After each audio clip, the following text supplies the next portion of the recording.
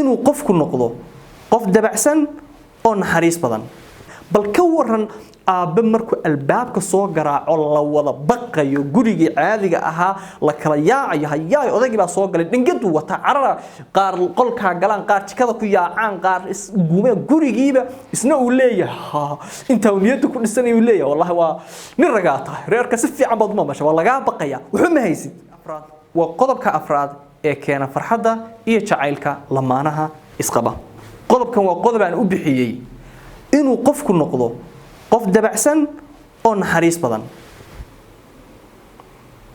halkan waa Dirir Media fadlan asxaabta qiimaha badan waxaad ku dhex jirtaa casharada nolosha muuqaalkan waa kii afraad ee silsiladan kii hore waad soo daawan kartaa oo Dirir Media ayuu ku jiraa fadlan subscribe-ta iyo follow-da iyo love-taba adaan ku gudaayay ha iga ilaawin saaxiib qodobka waxa weeyaan qofka in laga helo waxyaabaha keena jacaylka inuu koro iyo xasiloonida iyo farxadda guriga ama labada qof ay isqaba waxa weeyaan qofku inuu noqdo qof dabacsan oo naxariis badan uu dabacsan yahay waxaad arkaysaa gabadhii inay kulushahay caruurtii laynayso dhingad ninkii ku qaylinayso waxa soo dhaban ninka ka daranay waxaad arkaysaa aabe dhan oo aabe sheeganaya macna iska guursan maaha caruur iska dhal maaha waxa kani waa wax ka dambeeya number 1 adduunka inta joogto ilmaha kan waa maalgashi aad waa tukaan aad maalgashanayso ilmahan aad naxariista maanta barto biri naxariis buu u yeelanaysaa uu ku yeelanaya oo dadka u yeelanaya dulqaadka waa in aad ugu barto tacliinta waa in aad ugu barto xishoodka waa in aad ugu barto wax kasta inuu adiga ka barto bal ka waran aabbe markuu albaabka soo garaaco la wada baqayo gurigii caadiga ahaa la kala yaacayo hayaay odaygii baa soo galay dhingadu wata carara qaar qolka galaan qaar jikada ku yaacaan qaar guumeen gurigiiba isna uu leeyahay inta uu niyada ku dhisanay uu leeyahay wallahi waa nin ragaa tahay reerka si fiican baad uma masha waa laga baqaya wuxuu ma haysid guriga iska daa in laga cabsadee ilmaha iyo islaanta waa inay ku soo kala ordaan ilmaha waa inaad aad barto aad ku train garayso inuu ilmuhu wax kasta ku weydiin karo uusan ka cabsanin aad u sheekeyn karto waqti la qaadan karto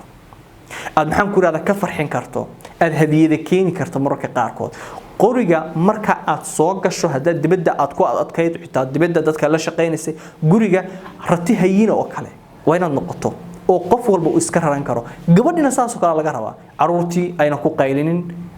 odayga aysan ku qaylinin waxaad arkaysaa nin shaqada markuu ka soo baxo dadku isku mid maaha markuu shaqada ka soo baxo uslee xagee waqtiga ku sii guriga hadda kuma ordi kartid tiiba kaaga horeyso qaylo iyo kideed farxad kaaga horeyso maqaxyada iyo ragga waqtiga ku lumiyo ulaa way intay ka seexanayaan taasi normal ninku way u soo degdego guriga uu dareemo naxariis iyo xasilooni baa kaaga horeysa gabadhuna ay istiraahdo ay guriga lagaaga xiiso caruurtii islaanta ay ku xiisaan odayga caawu soo daahan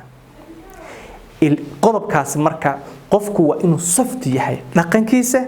iyo maxaan ku raahdaayay iyo hadalkiisaba hadal naqabowde maxaa hadal adag iyo hadal qaylo iyo kareedka maxaa ku adoo hadal macaan helaya so arrinkaas wuxuu dhaliyaa in jacaylku kordho wuxuu dhaliyaa in la isdhex galo wuxuu dhaliyaa in la kala cabsan oo qofka kale wuxuu rabo u weydiin karo wuxuu dhalin karaa in qofka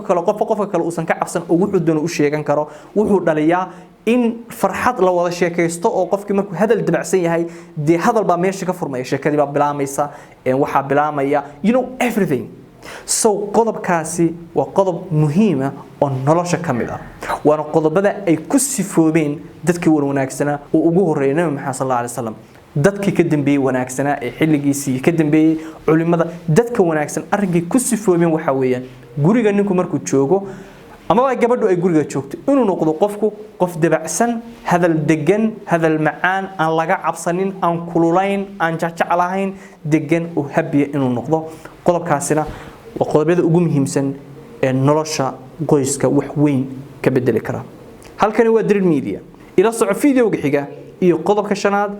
ee keenaya farxadda lamaanaha isqaba